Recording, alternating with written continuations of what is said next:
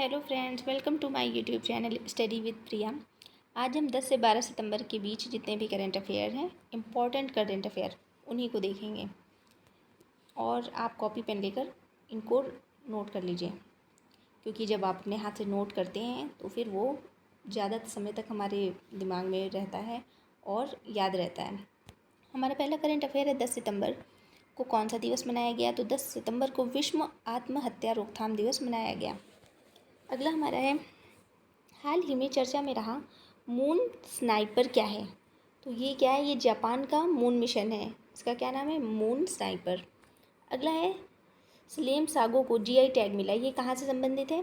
तो ये तमिलनाडु से संबंधित है। अब तक में तमिलनाडु को सबसे ज़्यादा जीआई टैग प्राप्त हो चुका है। लगभग अब तो हो गया होगा 60 वस्तुओं पर तमिलनाडु को जीआई टैग प्राप्त हो चुका है। यहाँ के सीएम कौन है, यहाँ के सीएम एम.के. स्टालिन और गवर्नर रविंद्र नारायण रवि जी। अगला है, अजय टू योगी आदित्यनाथ नामक उपन्यास किसने लिखा है। इसको लिखा है शांतनु गुप्ता ने। अगला है, किस राज्य सरकार ने नंद बाबा दूध मिशन को लागू करने के लिए समिति बनाई है। तो ये उत्तर प्रदेश सरकार ने यह समिति बनाई है इसके लिए।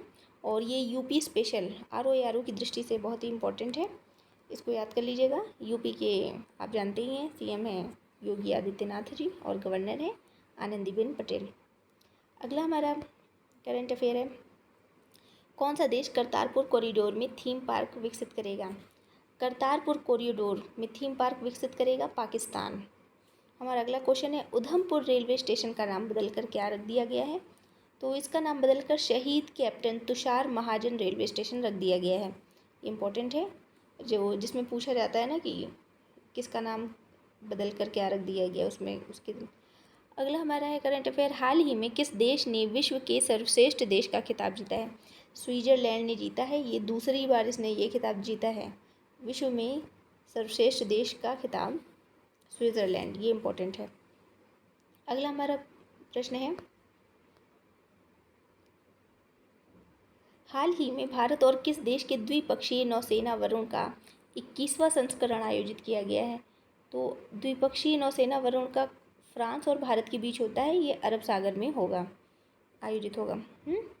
इम्पोर्टेंट है, हाल ही में किस देश ने सुप्रीम कोर्ट ने गर्भपात को अपराध की श्रेणी से बाहर कर दिया है। तो हाल ही में मैक्सिको के सुप्रीम कोर्ट ने गर्भपात को अपराध की श्रेणी से बाहर कर दिया है।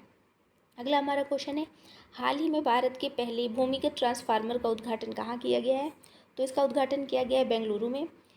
ये इसलिए भूमिगत ट्रांसफार्मर का उद्घाटन किया गया ताकि कि भूमि की सौंदर्य जो दिखाई देता है सामने हमारा, वो सब कुछ सुंदर रहे। भूमिगत ट्रांसफार्मर का उद्घाटन किया गया है।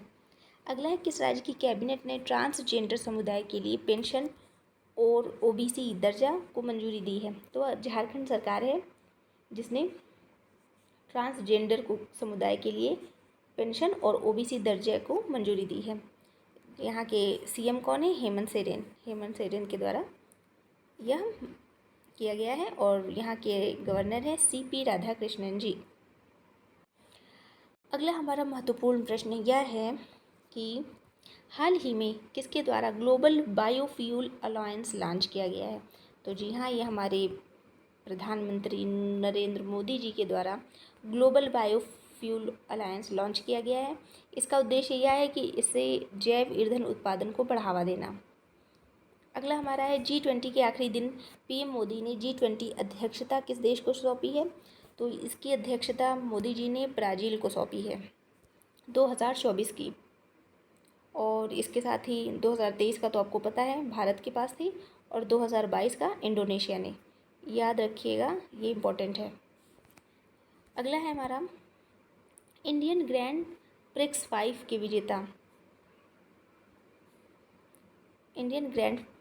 के विजेता किशोर जेना भारत के किस राज्य से संबंधित है। तो यह भारत के उड़ीसा राज्य से संबंधित है। अगला हमारा प्रश्न है, सीमा सड़क संगठन द्वारा विश्व का सबसे ऊंचा लड़ाकू हवाई क्षेत्र कहाँ बनाया जा रहा है। तो यह लद्दाख में बनाया जा रहा है, लद्दाख के न्योमा में, ये इम्पोर्टेंट है। अगला हमारा है, G20 शिखर सम्मेलन में घोषित भारत मध्य पूर्व यूरोपीय आर्थिक गलियारे का फोकस क्या है। तो इसमें कनेक्टिविटी और बुनियादी ढांचा इसका मुख्य फोकस है। तो फ्रेंड्स, ये है आज का हमारा करंट अफेयर।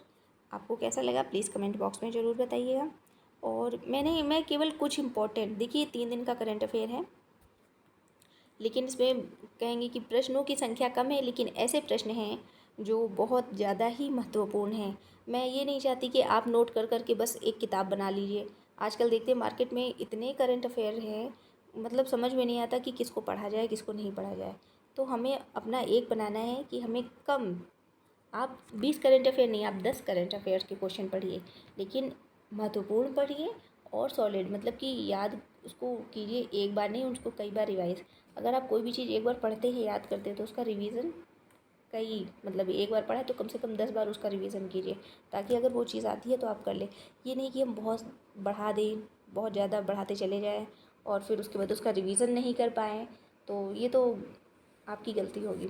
तो फिर जो प्रश्न चुनिए, महत्वपूर्ण प्रश्न चुनिए और उनको अच्छे से याद कीजिए। धन्यवाद।